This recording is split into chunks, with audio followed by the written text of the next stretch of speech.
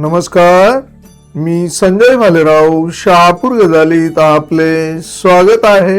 शहापूर शहरात स्वर्गीय विठ्ठलदादा खाडे पतसंस्थेचा भव्य शुभारंभ तहसीलदार परमेश्वर कासुळे यांच्या हस्ते करण्यात आले। उद्घाटन स्वर्गीय विठ्ठलदादा खाडे ग्रामीण बिगर शेती सहकारी पतसंस्था मर्यादित शहापूर जिल्हा ठाणे यांच्या वतीने आयोजित स्वर्गीय विठ्ठलदादा खाडे पतसंस्थेचा भव्य शुभारंभ हा कार्यक्रम आज बुधवारी सकाळी 11:30 वाजता वेखंडे निवास शहापूर येथे कार्यक्रमाचे अध्यक्ष तहसीलदार परमेश्वर कासुळे यांच्या हस्ते उद्घाटन करून पार पाडण्यात आला।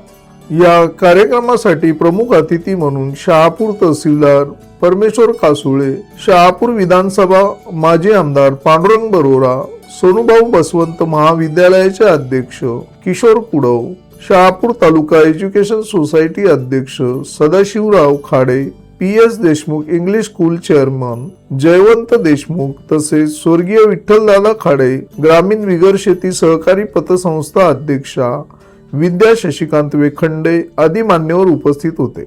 या प्रसंगी उपस्थित मान्यवरांनी स्वर्गीय विठ्ठलदादा खाडे पतसंस्थेच्या अध्यक्ष व संचालक मंडळाला शुभेच्छा दिल्या। तर या प्रसंगी उपस्थित मान्यवरांच्या हस्ते शशिकांत वेखंडे यांचा विशेष सन्मान करण्यात आला। हा कार्यक्रम यशस्वी करण्यासाठी पतसंस्थेच्या अध्यक्षा विद्या शशिकांत वेखंडे, उपाध्यक्ष सुभाष चंद्रकांत घरत, सचिव अरुण देऊ खांबाळकर, संचालक अपर्णा विठ्ठल खाडे, श्रेयस शशिकांत वेखंडे, लक्ष्मण रामा खारीक, विश्वास हिरामन जागरे, गणेश आत्माराम भेरे, नकुल किसन दांडकर, धनाजी नागनाथ केंद्रे, विजय गोपाळ शिंदे यांनी विशेष परिश्रम घेतले।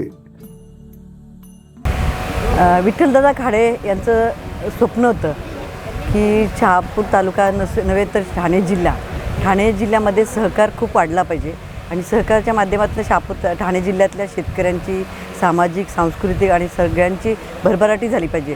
ह्या हेतूने त्यांनी सुरुवातीपासून त्यांचं जे कार्य होतं त्या कार्यामध्ये त्यांनी सतत सहकाराला जास्त महत्त्व दिलं आणि सतत शेतकरी असू देत किंवा गोरगरीब असू देत त्यांना नेहमी मदत करण्याची भावना ठेवली आणि त्या भावनेतनं त्यांनी आजपर्यंत काम केलं होतं। त्या कामाच्या निमित्ताने आपण त्यांचं नाव आजवरामर टिकलं पाहिजे याकरता वेगवेगळ्या माध्यमातून आम्ही त्यांच्या नावाचं हे करत राहतो की आम्ही विठ्ठलदादा खाडे प्रतिष्ठान देखील काढले बिरवाडी परिसरातल्या लोकांच्या माध्यमातून आणि खर्डी परिसरातल्या लोकांच्या। त्याचबरोबर आम्ही ही आज पतसंस्था स्थापन करतो आहे। त्या पतसंस्थेच्या माध्यमातून जे गोरगरीब असतील, ज्यांना कुठे लोन मिळत नसेल, ज्यांना कुठे ठेवी ठेवायचे आहेत पण त्यांना असं विश्वासाचं कुठली तरी संस्था पाहिजे, तर त्याच्याकरता दादांच्या नावाने आपण सुरू केलं आणि त्या दादांचा विश्वास सगळ्यांच्यावर होता आणि दादांच्यावर देखील सगळ्यांचा विश्वास होता।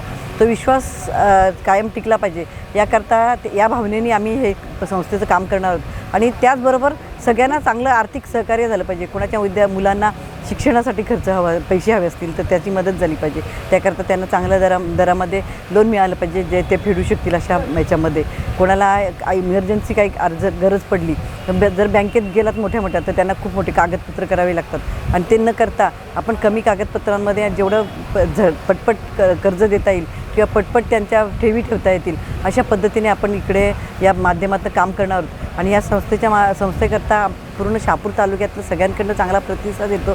सगळेजण सांगतात की हे खूप आधी व्हायला पाहिजे। खरोखर आमची पण खूप इच्छा होती, खूप आधीपासून आम्ही हे करायचा प्रयत्न करत होतो, पण काय होतं एक सहकारांनी मध्यंतरी बऱ्याचशा म्हणजे 15-20 वर्षापासून सहकारी संस्थांना पतसंस्था असू देत किंवा बँकांना परवानगी देणं बंद करायला केलं होतं आणि त्यामुळे हे सगळं रखडलं होतं। पण तरी मला खूप मनातून इच्छा होती, आमच्या सगळ्या सहकाऱ्यांकडे मी बोलून दाखवलं की आपल्याकडे एक अशी संस्था पाहिजे की जेणेकरून त्या माध्यमातून आपण दादांच्या नावाने सहकाराचं नाव टिकून ठेवण्यासाठी।